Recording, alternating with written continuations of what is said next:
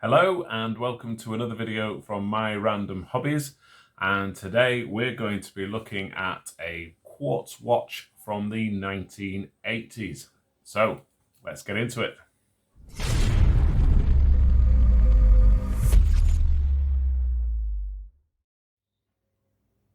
So if you were a child in the 1980s or growing up in the 1980s, you probably will have seen these and possibly wanted one. These were watches that transformed into robots. So simply pull the legs out, arms up, and the little black bit turns around to reveal a bit of a face, and there we are. Now this one I purchased on eBay, on Facebook Marketplace, and it was sold as not working.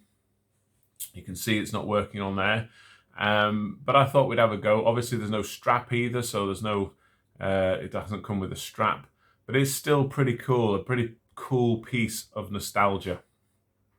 So I'm going to see if I can get it working by perhaps just changing the battery.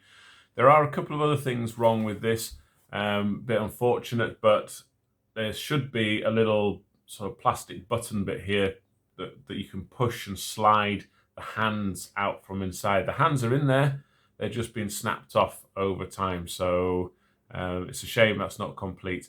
And this quartz version is basically a copy of the sort of main one. I forget the name of the manufacturer. Someone will be able to comment below.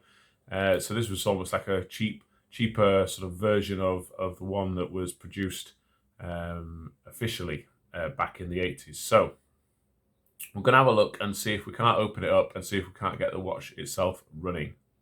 So let's have a look. So as you can see, it's got the legs and the arms, and they are attached by, it would appear, screws. Certainly the legs here on this pivoting hinge. The arms, I'm not sure whether they're going to be some sort of molded fit joint that's squashed between these two plastic parts here to hold it in place. There is a screw, but I think that's more for the hands than anything else, but we'll see. And you'll also note then that there's two screws here and two screws in the top corners. They're the ones I'm going to be tackling first to see if we can't get the back off.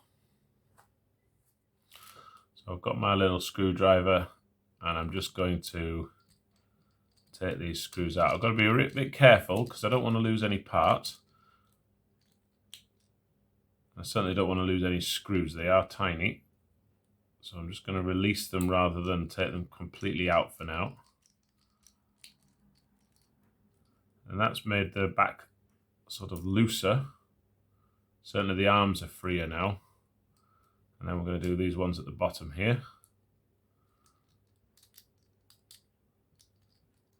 He says they're not moving as freely as I would hope. Let's pop it down so I've got a bit more purchase. There we go.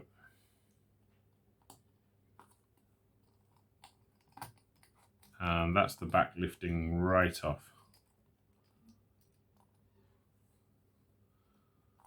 So the back's off. You can see the arms were held on by this side pipe type of fixing, which gets sandwiched between the front and the back there. So we'll be able to put that back in, no problem. And then we've got the battery compartment inside. Now, having a look at this, I thought this was going to be just one sort of big battery. It's not. It's quite a small battery. And I'm looking at how that's going to come out.